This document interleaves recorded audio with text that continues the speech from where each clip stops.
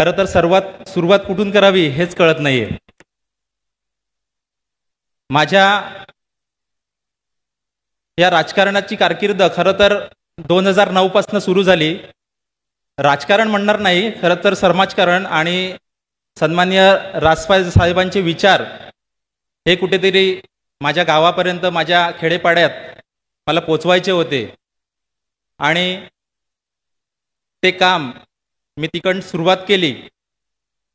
मला आठवतं की त्यावेळेला जिल्हाध्यक्ष कुंदन संखे होते आणि आम्ही त्यावेळेला नेमकी 4-5 मुलं फक्त असं मी त्यांना घेतलं की आपल्याला आपल्या गावामध्ये मनसे आणायची आहे, आपल्याला तिथे शाखा ओपन करायची आहे, तर आपल्याला जिल्हाध्यक्ष साहेबांना भेटावं लागेल.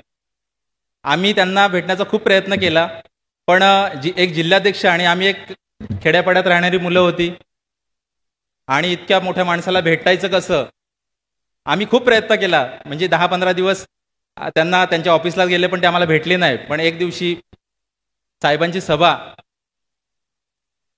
मुंबईला होती आणि साहेबांची सभा असली की आम्ही मुंबई असो, ठाणा असो, पुणे असो, आम्ही 5 मुलं ती आम्ही जायचो. आणि नेमकं आम्ही जिथे सभा साहेबांची सुरू झाली, सभा संपली आणि त्याच्यानंतर आम्ही जी ट्रेन पकडली, त्या ट्रेनमध्ये कुंदन संखे साहेबांची आमची भेट झाली.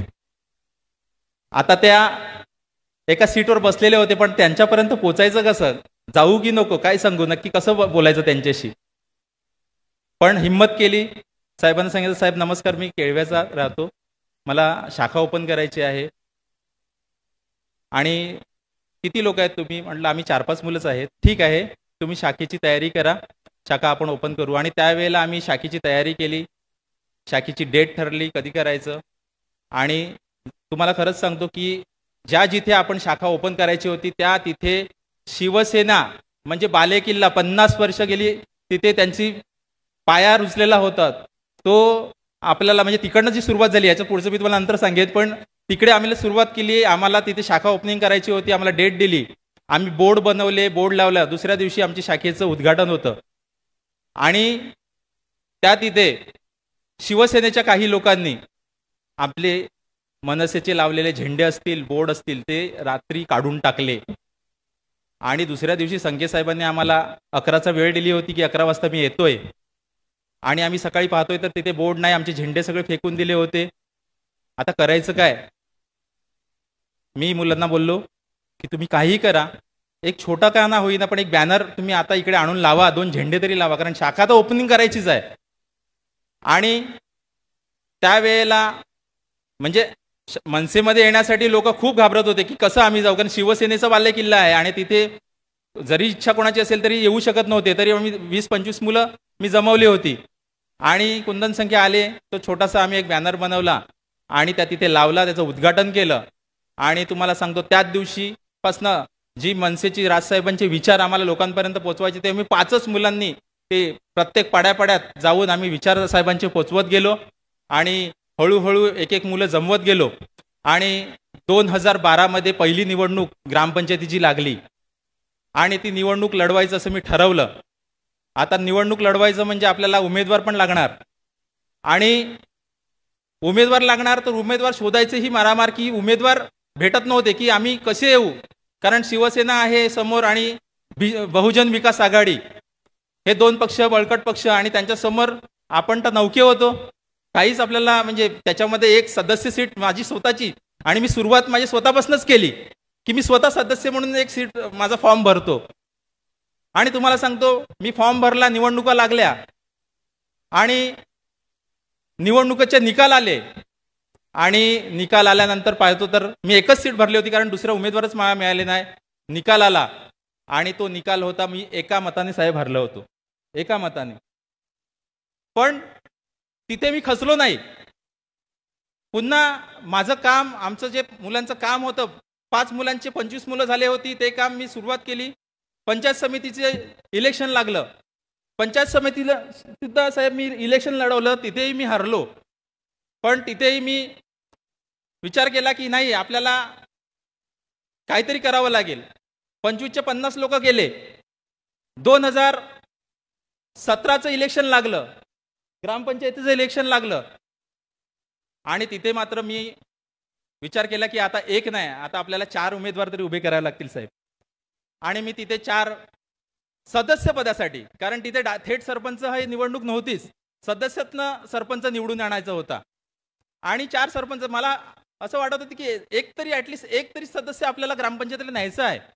आणि 2017च्या इलेक्शनला माझी मिसेस आणि आम्ही एका वॉर्डमधून उभा राहिलो आणि माझी मिसेस त्यावेळेला 6 मतांनी पडली आणि तिथे मी एका मताने मी विजयी झालो साहेब तिथे या 2017च्या वेळेला.